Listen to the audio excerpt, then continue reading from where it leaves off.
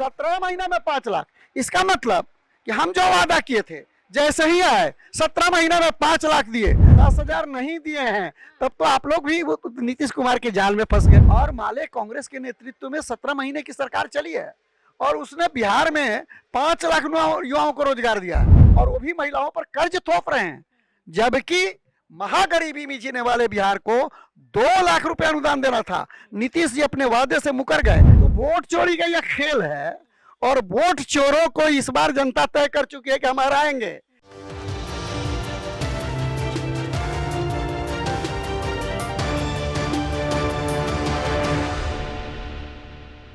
नमस्कार, आप देख रहे हैं मंथन टुडे। मैं हूं आपके साथ उज़मा। देखिए, हमारे साथ माले के प्रत्याशी हैं क़यामुद्दीन अंसारी जी, जो इस बार माले की तरफ से प्रत्याशी उतरे हैं।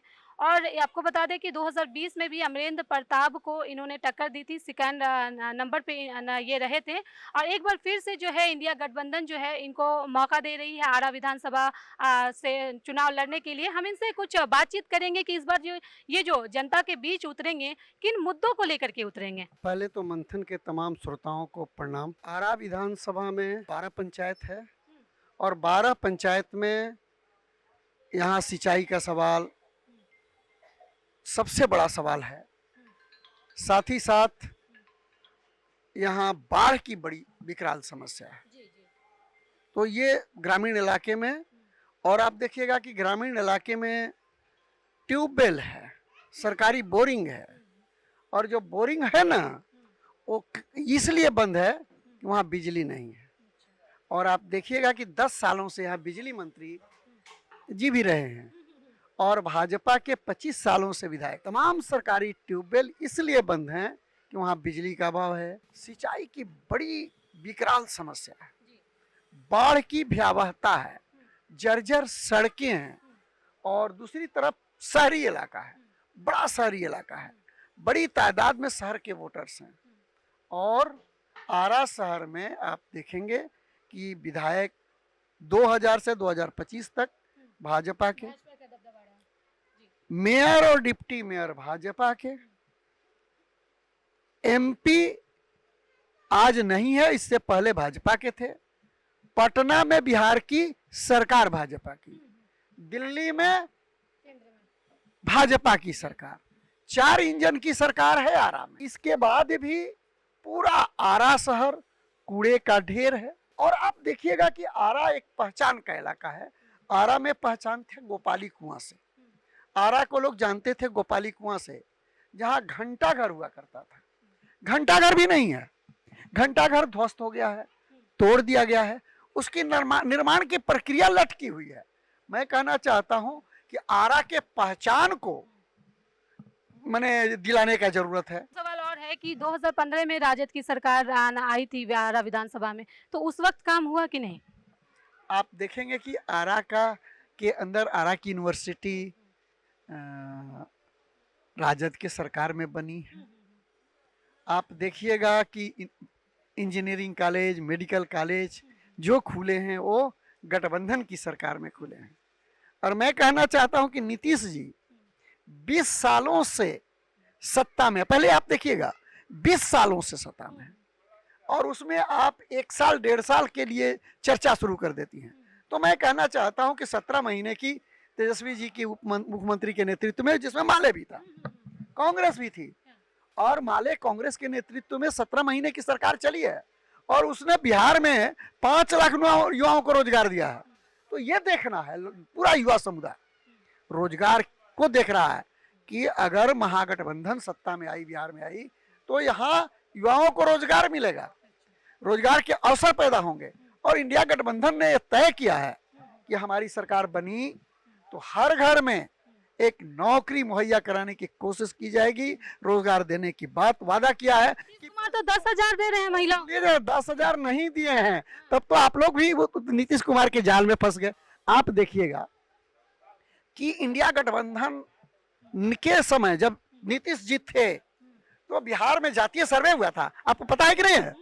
और जातीय सर्वे ने क्या बताया कि बिहार महागरीबी में जी रहा है, 1 करोड़ परिवार गरीबी के अंदर जी रहे हैं, और उसके लिए 2 लाख रुपया 2 लाख रुपया प्रत्येक परिवार को देना था और 10,000 में फुसला रहे हैं। सवाल यह है कि इंडिया गठबंधन की ओर से कहा गया है कि 10,000 जो दे रहे हैं साल में, ऐसे ही ललीपॉप वो कर्जा दे रहे हैं, और अमित शाह जी ने कहा कि वो कर्ज है। और आरा शहर में तो किसी को नहीं मिला, देहाती इलाकों में कुछ लोगों को मिला है, और वो भी महिलाओं पर कर्ज थोप रहे हैं, जबकि महागरीबी में जीने वाले बिहार को 2 लाख रुपए अनुदान देना था। नीतीश जी अपने वादे से मुकर गए। पहले आप समझिए भाजपा सरकार किस तरह से महिलाओं के साथ छलावा कर रही है, हमारे बूढ़े माता पिता लोगों के साथ छलावा कर रही है। इसलिए उस छलावा में हमारे माता पिता नहीं आने वाले हैं, बिहार के माता पिता नहीं आने वाले हैं, नीतीश के झांसे में नहीं आने वाले हैं, और 10,000 का झुंझुला नहीं लेंगे। जी जी जी कयामुद्दीन जी, एक सवाल ये है कि आप कह रहे हैं कि तेजस्वी यादव जो है हर घर नौकरी देंगे, क्या ये धरातल पर उतर पाएगा? क्या ये इस पर क्या 12-13 करोड़ की आबादी है बिहार में, क्या हर घर में एक नौकरी देना पॉसिबल है कहीं से भी? 2020 में इंडिया गठबंधन आया था वजूद में, और उस समय हम लोगों ने वादा किया था, पिछले इलेक्शन मुझे याद है मैं कैंडिडेट था, तो कहा गया था कि 10 लाख रोजगार देंगे। तो नीतीश जी ने कहा कि तेजस्वी अपना घर से ध्यान, अपना बाबू घर से नौकरी लिहन। अब बताई गाली दे ले रहा, और जब जनता के दबाव बनल तो कहलन कि 19 लाख रोजगार दे, आ इनका सरकार चले लागल, सरकार आ गई, अब भूल गई। और जब भाजपा के से भाग के हमनी देने गई तब 17 महीना में 5 लाख, सोच लीजिए 17 महीना में 5 लाख। इसका मतलब कि हम जो वादा किए थे जैसे ही आए 17 महीना में 5 लाख दिए, और अगर हमारी सरकार अभी तक रहती तो 10 लाख का वादा पूरा होता। और मैं वादा करता हूं, इंडिया गठबंधन वादा किया है, इंडिया गठबंधन वादा पूरा करता है, और हर घर में नौकरी दी जाएगी, इसकी व्यवस्था की जाएगी, और इसके लिए रोजगार के अवसर पैदा किए जाएंगे, और निश्चित तौर पर हर घर में रोजगार मिल जाएगा। और इसलिए मैं मीडिया वालों से कहना चाहता हूं कि भाजपा से सवाल किया जाए कि वो लोग जो 10 लाख का मजाक उड़ा रहे थे, और हमने 17 महीना में 5 लाख दे दिया, और अगर 5 साल रहते तो 15 लाख 19 लाख पहुंच जाते। तो ये सवाल है। एक सवाल मेरा भी है कि नीतीश को माफ कीजिएगा, तेजस्वी यादव इतना वादा भी कर रहे हैं, फिर भी वो सत्ता में नहीं आ पा रहे हैं, इसके पीछे क्या वजह है? अब मान लीजिएगा आप वोट चोरी कर लीजिएगा, तो वोट चोरी आप देखेंगे ना, पूरा सर्वे कह रहा है कि इंडिया गठबंधन आने वाला है, तो अचानक SIR 1 महीना में SIR करने की बात आ गई, और SIR के माध्यम से बिहार के 65 लाख पहले चरण में लोगों को नाम काट दिया गया, आरा विधानसभा में 28,000 लोगों का नाम काट दिया गया है। तो वोट चोरी का यह खेल है, और वोट चोरों को इस बार जनता तय कर चुकी है कि हम हराएंगे। खजाना चोरों को हराएंगे, नौकरी चोरों को हराएंगे, आरक्षण चोरों को हराएंगे, जमीन चोरों को हराएंगे, और भ्रष्टाचारियों को सबक सिखाएंगे। और पूरी काबीना नीतीश सरकार आप देख रहे हैं कि एक से एक मंत्रियों के पोल खुल रहे हैं, और ये लोग आकंठ भ्रष्टाचार में डूबे हुए हैं। इसलिए इस भ्रष्ट सरकार को, ये जिस तरह से बिहार में अपराध तेजी से बढ़ा है, इसलिए बिहार की जनता तय कर चुकी है कि इस बार महागठबंधन आएगा। SIR की आपने बात कही, तो सत्ता पक्ष का कहना है कि SIR जो है वो एक नई पहल है, इससे जो है चीजें सुधरेगी, और शुरुआत जो है वो बिहार से किया गया, और ऑल ओवर इंडिया में ये चीजें की जाएगी। तो आप इसको किस नजर से देखते हैं? मैडम, आपको मैंने जानकारी है, हम आरा विधानसभा में रहते हैं, और हमने देखा 100 नंबर बूथ सिंघी का है, मंटू पासवान जिंदा है, और उसको मृत घोषित कर दिया गया SIR में।